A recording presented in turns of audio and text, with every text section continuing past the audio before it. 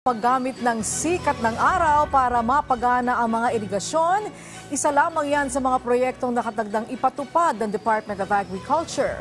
Ayon sa DA, target nilang palakasin pa ang produksyon ng pagkain at mapababa ang presyo nito sa merkado. Si Clazel Pardilla sa sentro ng balita.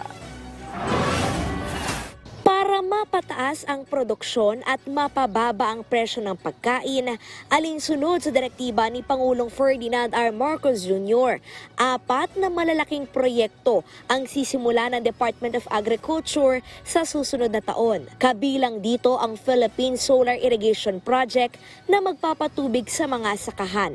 Gamit ang sikat ng araw, mapagagana ang mga water pump na magbibigay ng irigasyon.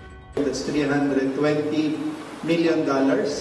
We're proposed this already. Nasa NEDA ICC na po ito for technical board deliberations, and it will be implemented all over the country.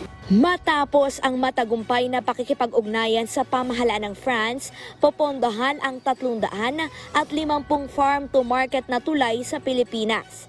Sabi ni Agriculture ASEC Arnel de Mesa, dahil dito, mapababa ang presyo ng mga agricultural product. Umiikot na malayo, of course, para marating yung destination. And it will have an impact dun sa cost. Mas mamahal, kasi mas mamahal yung transportation o yung logistics cost.